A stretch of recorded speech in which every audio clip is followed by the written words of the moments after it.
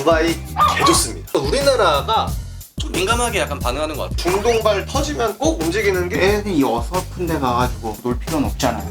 예상해 볼 수 있는 그런 어떻게 보면 하나의 좀 아이디어지 않을까. 반갑습니다. 제가 지난주에 아파가지고 독감 때문에 지금 2주 연속으로 몸이 약간 좀 마탱이가 가고 있는 것 같아요. 나이를 먹어가는 게 아닌가. 우리나라 시장이 이게 참 말이 아니죠. 팔거리? 네. 팔거래. 뉴스 보니까 2022년 5월인가? 그때 이후로 8번 연속 밀린 게 2022년 5월? 네. 그때가 이제 금리 인상 사이클 첫 번째 타이밍 올 때. 근데 문제는 다른 나라 시장은 다 이 니케이 보셨어요? 네, 일본 증시가 진짜 많이 올라갔죠. 저도 이제 일본 지수가 왜 이렇게 올라가나 보니까 정부에서 약간 그게 있었대요. 재무적으로 조금 이렇게 좀 떨어지는 기업들 약간 푸시하는 게 좀 아, 맞아. 있다고 그러더라고요. 정부의 잘못이지 않나 그럼 우리나라는. 근데 윤석열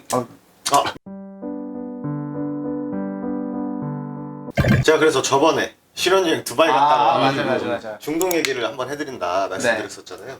일단 두바이 개 좋습니다. 정말 좋아요. 그 국가, 그 도시가 진짜 좋아요. 가이드분을 이렇게 같이 해가지고 다녔는데, 그래서 그분이 이제 얘기한 게 딱 그거였어요. 그러니까 이동 시간에 뭐 차 타고 이동하니까 뭐 이런저런 얘기하는데 한국말 하세요, 그분이? 한국 분이세요. 아. 한국 분이셔서 이제 거기서 이제 가이드 하시는 분이신데 한 20년 되셨다고 하셨더라고요. 어. 그 인터넷에 나와요, 그 아저씨. 근데 어쨌든 그 아저씨랑 얘기를 하는데, 근데 그때가 한창 이제 뭔가 중동발 뭔가 있었을 때예요, 아마. 그래서, 아니, 근데 중동도 우리나라처럼 뭔가 이렇게 이런 좀 지정학적인 부분이 있지 않냐 하는데 그분이 하는 말이 똑같대요. 그러니까 외국인이 우리나라 북한하고 남북의 그 미사일 보는 게 그러니까 결국 그거죠. 미국 사람들이 우리나라에 대해서 뭔가 접할 수 있는 게 뭐가 있겠어요, 사실. 전쟁. 없죠. 네. 그럼 전쟁 얘기 나오고 김정은이 미사일 한 방 쏘고 뭐 하면은 그때 뭔가 좀 이슈화돼서 미국에 나오는 것처럼 우리나라 중동에 나오는 뉴스들도 진짜 그냥 비일비재하게 일어나는 그런 것들이 이슈화돼서 나오는 거예요. 이번에 중동에서 전쟁에 뭐 그쵸. 좀 크게 나왔잖아요. 네. 그러니까 이런 것들 이렇게 크게 나오는 것들이 이제 우리가 이제 체감을 하는 그쵸. 거고. 한국 잘 모르는 사람들은 오늘 같은 날도 얘 또 전쟁하고 있네 약간 이런 느낌으로 볼 거 아니에요. 그 중동 이슈 나와서 우리나라가 일주일 동안 밀렸는데 일본은 왜 안 밀렸을까요? 섬나라라서? 섬나라라서. 그 글로벌 이코노미 이거 네. 얘기를 했었잖아요. 그 저희가 또 하나 궁금한 점을 이 인물이 누굴까? 요 여자분이 말총머리 한 분이 누굴까 해서 댓글이 달렸다고 하더라고요. 그렇죠. 네, 헤일리 그 트럼프와 네. 이제 경선 이제 경쟁을 펼치고 있는 오늘도 딱 그냥 와가지고 뉴스 보니까 바로 나오더라고요. 아, 이거 나와요? 트럼프에 얼마나 좀 이렇게 그 대항마가 될 수 있을 것인지. 근데 저는 약간 우리나라가 좀 민감하게 약간 반응하는 것 같아요. 미국에서는 그렇게 막 열풍처럼 보고 있는 것 같지는 않은데. 약간 이준석 느낌이네요. 이번 주에 다보스 포럼이 열립니다. 네, 여기서 또 재건 얘기나 뭐 이런 얘기가 나올 것 같은데 예전에는 우리나라 정계 인사들 이재용 아저씨, 뭐 최태환 아저씨, 뭐 자동차 뭐 이렇게 가셨는데 이번에는 그냥 총리님 가시더라고요. 그 총리님 이번 주 일정이 다보스 포럼밖에 없어요. 꿀인가요? 개꿀하니까. 제가 지난번에 그 마지막에 끝날 때쯤에 여기 이제 이거 중에서 저는 가장 큰 변수가 여기 컨테이너 나와 있는 게 어떻게 보면 지금 중동의 그 딱 요약지잖아요. 맞아요. 네. 근데 이게 굉장히 좀 큰 변수가 될 것 같다 하고 2주 지났는데 그게 어쨌든 간에 지금 변수가 되고 있긴 하거든요. 아, 그쵸.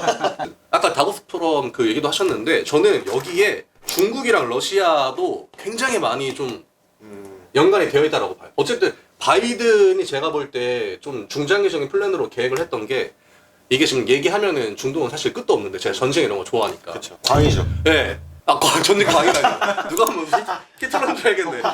사실 하마스랑 이스라엘부터 거슬러 가긴 해야 되는데 지금 이게 사우디가 어쨌든 간에 이스라엘이랑 막 그때 뭐 수교 같은 공식 막 국교 정상화 한다 하고 나서 그 다음에 이제 하마스 애들이 이스라엘을 공격을 한 거거든요. 근데 바이든이 생각했던 게 다 깨졌어요. 그 아저씨 잘하는 게 없네요. 그 지금 바이든이 외교적으로는 지지율이 굉장히 낮은 게 일단 아프가니스탄에서 미군 철수하고 뭐 그런 거 둘째 치고 중동을 그냥 평화스럽게 좀 만들어 놓고 중국 견제를 하려고 했던 거라고 저는 보거든요. 근데 그게 이제 다 깨진 거죠. 그리고 이란 입장에서는 사실 그 직접적으로 뭔가를 하진 않았지만 굉장히 좀 많은 목적을 달성했다고 봐요. 이란이? 왜냐면은 이란 입장에서는 사우디가 나머지 애들이랑 짝짝꿍 해가지고 미국이랑 친하게 하고 이런 거 다 깼죠. 어쨌든 간에. 다시 한번 이스라엘 욕하는 구도 만들어졌죠. 헤즈볼라니 뭐 후티 반군이 하는 것도 결국 약간 아바타 같은 느낌이잖아요. 이란한테는. 그리고 직접적으로 전쟁을 안 하는데도 불구하고 미국한테 고춧가루도 뿌리고. 중국 입장에서는 개꿀이죠. 왜냐면 자기네한테 그 미국이 견제를 막 엄청나게 하려고 했는데 그거를 중동에서 막아주니까. 그리고 러시아 입장에서도 꿀이죠. 왜냐면은 이스라엘 지원하고 그 하면서 우크라이나한테 지원해주던 게 약해졌으니까. 그래서 저는 이 중동 이슈가 그런 것 때문에 굉장히 좀 중요하다라고 봤거든요. 그러니까 이게 저처럼 되게 라이트하게 이 이슈를 보는 사람들 있잖아요. 네, 사실 네. 뭐 걔네들이 싸우고 뭘 해도 뭐 우크라이나 러시아 전쟁이 당연히 우리 실생활에 뭐 물가도 많이 올라가고 그런 영향이 있지만 일단 표면적으로 한다 엄청 와닿진 않잖아요, 사실 지금. 그쵸. 근데 그런 걸 놓고 보면은 이거 보시는 분들도 그냥 되게 일단은 그래서 결론이 뭔데라는 얘기 그 궁금증이 있을 것 같아요. 그분들한테 그냥 간략하게 한번 요약을 해보면 일단 바이든이 약간 거의 뭐 정치 생명이 저는 길지 않을 것 같아요. 그쵸. 그리고 젤렌스키 아저씨도 요즘에 되게 안 좋대요. 그리고 푸틴도 뭔가 이제 계속 이 소모전을 빨리 끝내고 싶고 하고 그리고 젤렌스키는 계속 어떻게 이걸 빨리 끝내겠어요 어떻게 빨리 도와달라고 하는데 이번에 결론 나왔죠. 지원 안 한다고. 네. 네. 그리고 시진핑 아저씨는 약간 제 느낌엔 강 건너 불구경인데 가만히 있어도 뭔가 자기한테 유리한 판으로 맞아. 돌아가는 느낌이에요. 네. 그런데 이번에 대만 선거가 오늘 어제 맞아, 밤에 맞아, 딱 맞아. 끝이 났죠. 네, 네. 근데 이게 친미 성향이야. 그쵸. 그럼 이제 시진핑의 머리는 이제 팽팽 돌아갈 것 같아요. 근데 여기서 저는 한 가지만 딱 말씀드리면 그 각자가 처한 상황에 대한 그 얘기를 할 때 바이든이 굉장히 좀 힘을 못 내는 게 선거 딱 끝나자마자 하는 말이 우리는 뭐 대만의 독립을 지지하지 않는다라는 얘기 하는 것 자체가 중국은 약간 팔짱 끼고 가만히 이렇게 좀 있고 이제 너네들이 어떻게 움직이는지 한번 볼게 약간 요 포지션인 것 같아요. 자 그러면 주식시장에 이 흐름이 좀 미칠 수 있는 영향에 대해서가 일단 중요할 것 같아요. 보시는 분들도 마찬가지고 그러니까 결국 지금 중동발 이슈가 나왔고 첫 번째 그리고 두 번째 대만 총통 선거가 끝났습니다. 그럼 주식시장에 미치는 영향 이게 가장 사실 중요하지 않아요. 그렇죠. 일단 중동 이슈는 그냥 요 상태로 약간 테러 같은 거? 그런 거 위주로만 좀 산발적으로 나올 것 같고 그 어느 누구도 지금 여기에 끼고 싶어하는 사람은 없는 것 같아요. 그래서 중동 쪽은 지금 당장 이렇게 엄청 커지거나 그럴 것 같진 않고요. 그래서 어쨌든 중동발 터지면 꼭 움직이는 게 첫 번째가 이제 뭐 사실 석유, 유가 관련주. 최근에 뭐 흥구석유라든지 뭐 이런 친구들 진짜 많이 움직였었고 그리고 요즘에 요번에는 이제 뭐 홍해 거기 이제 맞아. 뭐 수에즈나 간에 못 가네 해가지고 해운주들이 요번에 진짜 그렇죠. 강하게 좀 움직이고 있어요. 이걸 보시는 분들도 주식시장을 또 보시는 분들이기 때문에 일단 뭐 이런 문제, 중동 문제는 항상 석유, 에너지, 해운 요게 좀 포인트가 될 것 같아요. 그리고 대만 총통 요게 이제 친미 쪽이다 했을 때 뭐 대만은 일단 딱 생각하는 건 반도체밖에 그쵸. 없어. 반도체죠. 결국 반도체가 우리나라 득이 될까 해가 될까. 딱 그 정도만 생각을 해도 되지 않을까. 근데 이게 뭐 저는 이것도 굉장히 짜증나요. 다른 나라에 의해서 네. 우리나라 움직이는 맨날 뭐 다른 나라 뭐 바뀌고 하면은 우리나라 뭐 수혜일지 아니면 뭐 이게 안 좋을지 걱정하는 거 이런 거. 그건 이제 애국심이 너무 과한 거고 저는 어느 순간부터 나이를 먹고 국가가 날 지켜주지 않는다. 국가가 최소한으로만 이제 날 지켜줄 것 같다. 그러니까 국가가 뭘 해도 나한테 직접적으로 엄청 도움되는 것도 많지 않을 거고 뭘 해도 굉장히 나한테 엄청 피해주는 것도 그렇게 많지 않을 거다라는 사상을 가지고 살고 있거든요 지금. 왜냐면 이런 거 우리가 해결할 수 없잖아요 사실. 저에 나야 돼요. 저에. 네. 그래서 저는 그냥 수혜주가 뭘까? 대만 총통이 친미야? 잠깐만. 여기서 만약에 바이든이 한마디 저질러줬으면 이거는 히토류다라는 생각. 똑같잖아요 이사님도 사실. 그쵸. 예. 네, 그냥 반도체가 뭐 오를지 내릴지 네, 그냥 이런 거죠. 뭐. 히토류 테마, 네. 그 석유 테마, 천연가스, 뭐 해운. 요게 어떻게 보면 가장 이제 블랙 테마로서 아마 당분간 좀 많이 좀 움직일 움직여주거나 가능성이 변동성을 좀 좀 높다. 보여주고. 이렇게 보시는 게 맞을 것 같아요 지금. 그래서 어제도 저희가 장중에 농담반 진담반으로 당군 할아버지가 털을. 그래도 우리나라의 마지막 희망 하나 있잖아요. 7광구. 실광구 하면 저는 하지원 씨밖에 생각이 안 나가지고. 우리 나중에 7광구 한번 그거 한번 다루면 재밌을 것 같아요. 거기에 진짜 얽히고 설킨 게 진짜 많더라고요. 7광구가 결국 그거잖아요. 거기 안에 석유과 천연가스가 진짜 네, 가스전.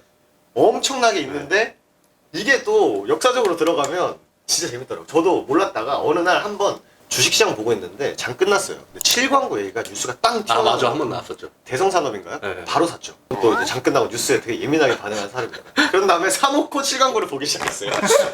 보니까 이제 그게 우리나라와 일본의 또 사이에 문제도 있고 중국도 껴있고 근데 그걸 느끼면 그걸 보면서 또 느끼는 게 일본 애들 머리 진짜 좋다.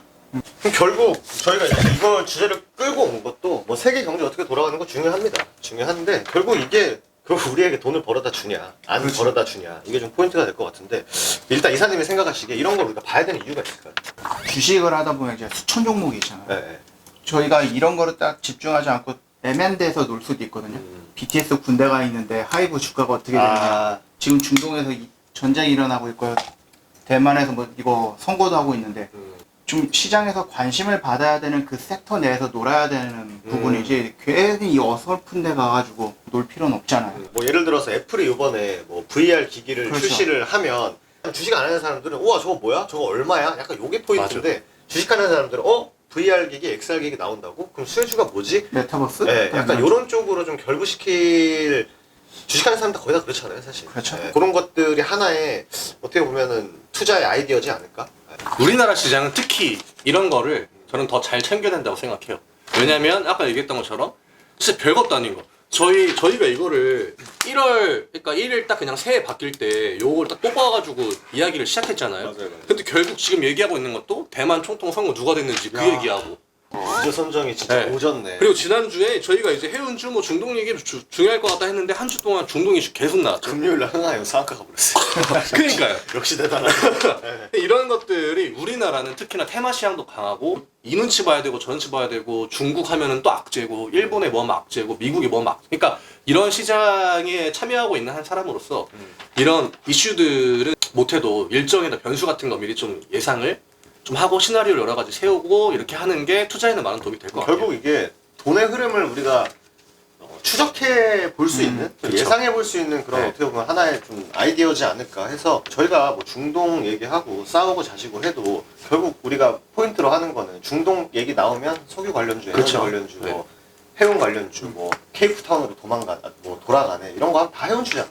그리고 또 뭐 선거 나오고 친미 반미 뭐 누가 됐으니까 결국 둘이 싸워봤자 히토리 움직이는 거 뻔하지 않냐. 이런 것들의 아이디어를 찾아볼 수 있는 게 중요할 것 같고 근데 2월에 우리가 한번 회의하고 어떤 주제를 할까 했을 때 2월에 가장 큰 포인트가 결국 중국 양이었잖아요. 중국 양, 전 그거 보고 토니모리 주가를 딱 보니까 토니모리 주가가 계속 올라가고 있다. 네. 그러니까 그런 것들을 미리 캐치를 해두고 물론 그 종목이 무조건 올라간다는 건 아니지만 그래도 중국 양해 하면 결국 쇼핑, 소비 화장품. 중국하고 우리나라랑 뭔가 관계 개선하면 결국 움직이는 게임, 화장품 그쵸. 했을 때 그런 것들도 미리미리 체크해볼 수 있는 것도 하나의 또 방법이기 때문에 그냥 단순히 그냥 하루하루 주식시장이 어떻게 움직이고 저렇게 움직이는 것도 물론 중요합니다만 거기서 이런 일정이 있네 이런 것들 관련주들 예전에 움직였었는데 라는 것들을 찾아보실 수 있는 그런 좀 가볍게 영상 보시면서 찾아보시면 좀 투자에 도움이 되지 않을까 그렇죠. 네, 이게 어떻게 말씀드리고 보면 뭐 다 변수들이니까 네. 이런 것들 미리 알고 있는 게 사실 도움이 되긴 하죠.